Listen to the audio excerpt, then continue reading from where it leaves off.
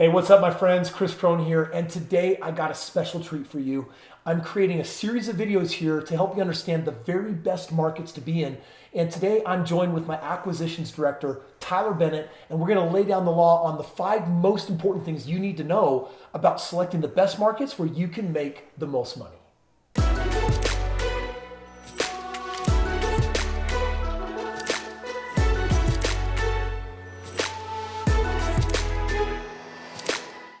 All right, what's up, guys? Dude, Tyler, thanks for being here, man. Appreciate you. Kris, good to be here. Dude, Tyler and I, we have been working together. Dude, how long now? Like 10 years? Okay, 10 years about? Yeah. And like 4,000 projects, yeah, right? A lot of houses. I mean, we've been doing a ton, and yet nothing compared to what's about to happen, because some of you know winter is coming, and it is so key to get in the game right now, because when the recession hits, I'm going to tell you right now, we're going to be making more money on cleanup duty than anyone else out in the game, which is why we really want to make this video, because a lot of you out there are wondering, okay, Kris, you and Tyler have done all these projects with all these investors.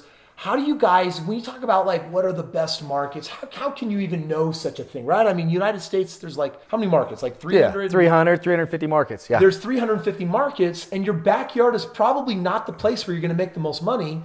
And since most of what we do is out of state for our investors, which by the way might be you, we really wanna just start diving in this series and today cover the science of the 5 most important things you evaluate to really get in on the best market. So dude, Tyler, light it up, man. When you're actually looking at the 324 technically markets out there, like, dude, what do you start looking at? Yeah, so really the first thing is population. Starts with population. And one, we want to find a market that has enough people in it. A lot of people ask me, Kris, for example, about North Dakota, right? There's this oil rush, but that market was so dependent upon oil. Some people went in and made some good money, but then a lot of people lost money. Because when the oil pulls out, it's gone. There's still no people there. Without growing population, there's no demand. Guys, you understand supply and demand in real estate is just this game of there has to be human beings that want a house to make it worthwhile to create an extra house. Yeah. And a stable economy brings in population growth. So really the first thing we're looking for is population growth, and it's all percentage based off of the entire country. What's happening in the country, and why do they want to go live in a certain area? What's attractive about that area? So out of 324 markets, there are a handful of markets where the population is booming and growing more than other places. And if you have that is what you call nationwide path of progress, because all of a sudden companies are creating incentives, the local states are creating incentives, the cities are creating incentives saying, you want to live here because this is the place that's booming. Guys, understand that for New York to become a New York, San Diego to become a San Diego, Seattle to become a Seattle, LA to become an LA, there had to be a draw that pulled the people there. So number one, population. Yeah. You just look for good, like stronger population trend and growth than in other areas. Yeah, absolutely. And why are people going there? And is that stable? And is that going to stay in place so the population is going to continue? Okay, so number one, if you want to evaluate and find a top market, you got to have good population growth, certainly way better than average. There's got to be a reason that is sustainability and consistent that you can depend on in your future. Yep, absolutely. And then the second one is employment. So we don't want a lot of people coming into a city and being unemployed, obviously, right?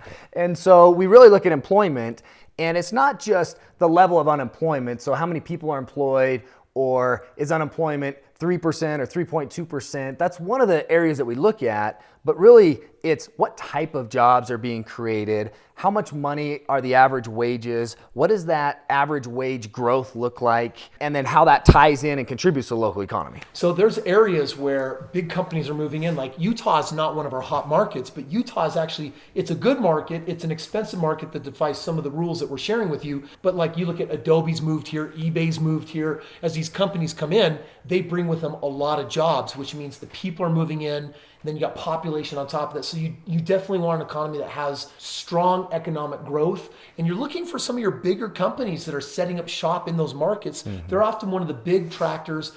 And if their companies have been around for a long time that have great projected growth, that can really help boost an area. Yeah, absolutely. I mean, right, the race for Amazon that just recently happened, and the winners of the Amazon bid, real estate is going to explode in those little local markets as a result of landing those big contracts. So employment's important, population is important. Number 3? Number 3 is affordability. So this is kind of how this all ties together. So you have people moving in, they're getting jobs, they're getting employment. Now, what do they do with that money? Right. And are they making enough money to buy in that market or rent in that market, and what are the ratios of what they're making versus the cost to live? Yeah, so cost of living is actually the fourth one. Yeah, yep. And so if you look at cost of living, you're looking for a place that has a low cost of living, but you're looking for a place that has high affordability. You're looking for a market that hasn't boomed yet. So for example, we're not going to select New York and LA. They already had their time, and now everything is going nuts in those areas where you can't, you buy a house, you need to rent it out, and you're going negative thousands of dollars every month. So if the national median is around $250,000,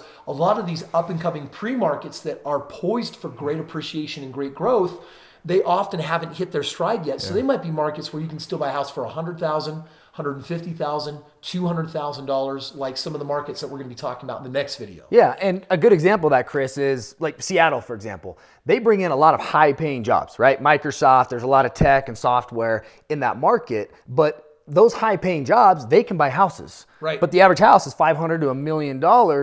And those types of employees that are migrating to that market can do that. And then they go and they create restaurant jobs and all these other jobs. But the affordability factor for those people making $10 to $25 an hour is very low. Yeah. They got to spend all their money on renting a tiny apartment that's really expensive. Yeah. So that's why we're not in that market, for example, because we want really the customers that we attract to rent these houses, we want them to be able to afford it, to be excited, and to have a decent life and not be house poor when they rent our houses. Now, I want you to understand something really important that's happening.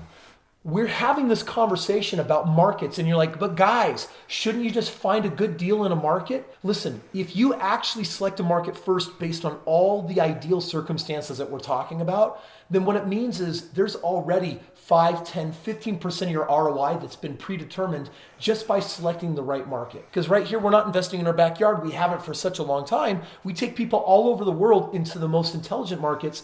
And before you can focus on getting a smoking deal with like a really hot ROI, you need to first understand that a big portion of that ROI just comes from being in the right place in the first time, which is why that old adage, location, location, location is really what we're talking about here first. In the next videos, we're going to dive into what are the microeconomics, because right now this is the macro. This is the big stuff that has a huge impact on how big your cash flow is going to be, whether you're going to have high repairs or low repairs, what kind of vacancies you're going to be looking at. And so these first four, these are really big, important economic pieces that have helped us. The last 5 years, our clients in some of our growth markets exited, after the 2008 debacle and made $70+ million.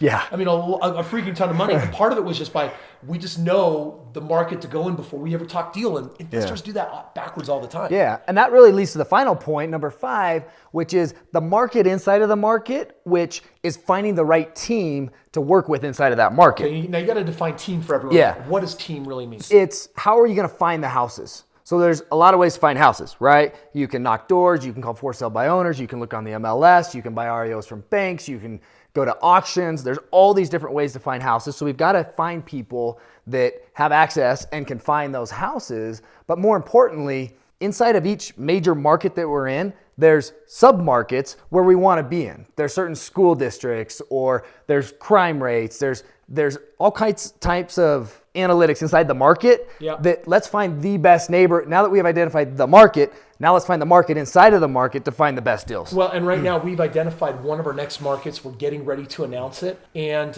what's exciting about it is it has really high cash flow and it has a really low cost to actually get in and engage that market as an investor. So it's super attractive. But now we have to get from the macro, we got to start getting down into the zip codes, the areas, what side of the train tracks are we going to be on, crime rates. And so there's a lot of factors here, which, by the way, for some of you, listen, if your head is spinning right now and you're like, oh my gosh, I have to do all that. Not necessarily. Part of having a good team, one of the things that Tyler and I do is this year, we're going to help do hundreds and hundreds and hundreds and hundreds and hundreds and hundreds of homes for our investors that live all over the world that just say, hey, you guys have a massive team. Go do it. You put in the money, just go make that happen for me. And if you click the link below, there's information about partnering directly with me and how you can cherry pick the very best deals that Tyler and my acquisitions team finds. It's freaking hot. It's really exciting. But let's wrap this video up, right? There's a couple last things that we want to hit, because as we talk about having the right team, you're talking about you need the right realtors. The acquisition side, we need property management.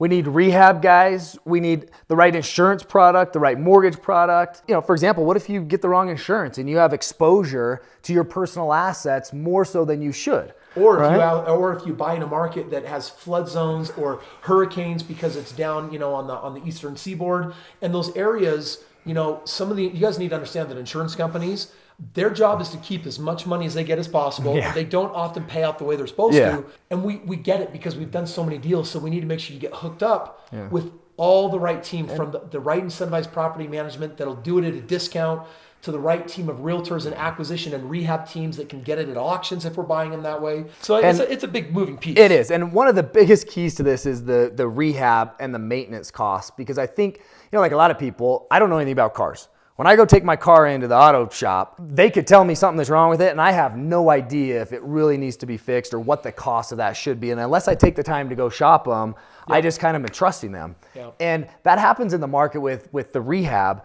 where property managers or rehab companies will overcharge customers or do repairs that aren't absolutely necessary.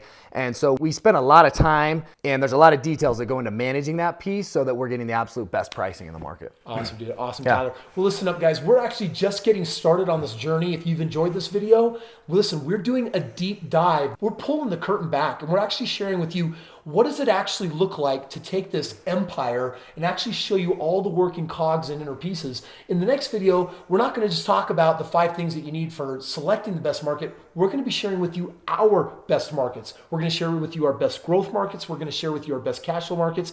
And if you never have anything to do with us, we're going to share with you how all that research that we're giving you pinpoints to the place where you can put your money and give yourself the highest likelihood of having a superior ROI than anywhere else that you can invest with.